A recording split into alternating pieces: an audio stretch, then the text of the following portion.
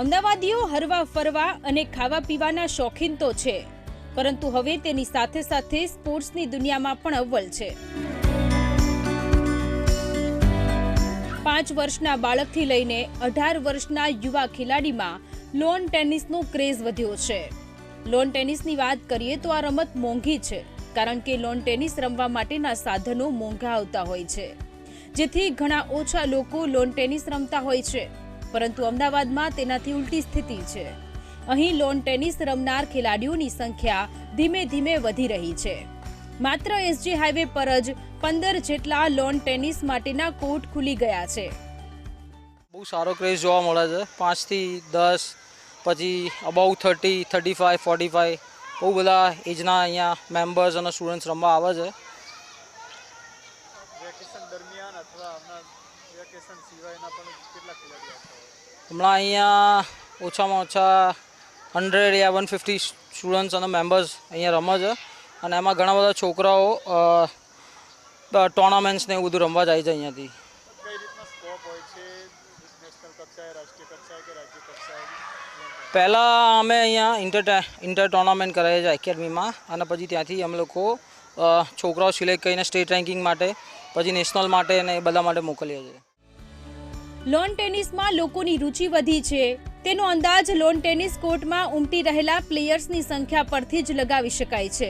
અહીં કોઈ ખેલાડી ટીવીમાં લોન ટેનિસ જોઈને રમવા આવે છે, તો કોઈ પોતાના પરિવારના કોઈ સભ્ય રમતા હતા તે માટે રમવા આવે છે।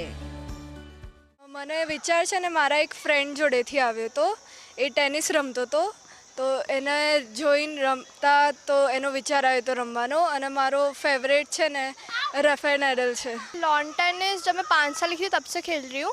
मेरे दीदी और भैया लॉन टेनिस पहले खेलते थे और उनसे मुझे ये लॉन टेनिस का शौक आ गया था। जब मैंने लॉन टेनिस खेलना शुरू किया तो फिर रॉजर फेडरर और जोकोविक मेरे इंस्पिरेशन थे। उनसे मैंने टेनिस खेलने में ज़्यादा शौक आया और वो मेरा प्रोफेशनल स्पोर्ट बन गया। ખેલાડીઓ સાથે જ્યારે વાત કરી ત્યારે મોટા ભાગના ખેલાડીઓ પોતાના પસંદગીના ખેલાડી તરીકે અન્ય દેશના ખેલાડીને જ પસંદ કરી રહ્યા છે। મને લોન ટેનિસ રમવાનો ત્યારે વિચાર આવ્યો જ્યારે હું મારા પપ્પા જોડે દરરોજ ટીવીમાં લોન ટેનિસની મેચિસ દેખતી હતી અને ગેમ્સ રમતી હતી। મારો ઇન્સ્પિરેશન જે પર્સન છે એનું નામ જોકોવિક છે। મને બીજી કોઈ રમત નહીં ગમતી, કારણ કે હું પહેલાં નાનો હતો ને ત્યારે બહુ બીમાર પડતો હતો, એટલે અહીંયા બધું રનિંગ થાય ને એટલે મેં અહીંયા જોઈન કર્યું। પછી હું 1-2 વર્ષ રમ્યો તો મને થયું કે મને હજી આગળ વધવું છે ને મોટું પ્લેયર બનવું છે, એટલે હું ઇમ્પ્રૂવ કરતાં છેક આ લેવલ પર પહોંચ્યો છું, અને મેં બહુ બધી મેચો રમી હશે, એમાંથી હું બધું શીખું બી છું। મારા કોચ મને બહુ સારું શીખવાડે છે, એટલે હું આટલો આગળ આવ્યો છું। લોન ટેનિસ પ્રત્યે રુચિ તો ખેલાડીઓમાં વધી રહી છે, પરંતુ જોઈએ એટલા પ્રમાણમાં ગુજરાતમાં ટુર્નામેન્ટનું આયોજન થતું નથી। પરંતુ જો આવનાર વર્ષોમાં ટુર્નામેન્ટો યોજાય તો ગુજરાતના યુવાનોને બહોળા પ્રમાણમાં તકો મળી શકે છે। લોંગ ટેનિસ એટલા માટે કે મજા આવે, આમ બહારનું ખુલ્લું એટમોસ્ફિયર છે, એ રીતે એને બહુ મજા આવે છે, અને અહીંયા એનું ગ્રુપ બી થઈ ગયું છે અહીંયા આગળ, અને અમે એને સપોર્ટ કરીએ કે અહીંયા ટુર્નામેન્ટ હોય। પહેલાં હજુ તો 8 વર્ષનો, મીન્સ હવે 9 વર્ષનો છે અત્યારે, પણ 8 વર્ષનો તો ત્યારે બી વર્ષ પહેલાં બી મૂક્યો હતો। એક ટુર્નામેન્ટ હાર્યો પહેલી વાર, પણ પછી ફરીવાર બી સપોર્ટ કર્યો કે તું ફરીવાર રહે। તો હમણાં અહીંયા કંઈક બીજી ગુરુકુલ હતી ને, ત્યાં એકેડમી હતી સ્વેગમાં, તો ત્યાં ટુર્નામેન્ટમાં ભાગ લીધો, ત્યાં 2 વાર જીત્યો બી ખરો। એટલે આપણે આપણી રીતે બેસ્ટ સપોર્ટ કરવાનો એને કે તું હાર્યા તો હાર્યા, પણ જીતવા માટે રમવાનું।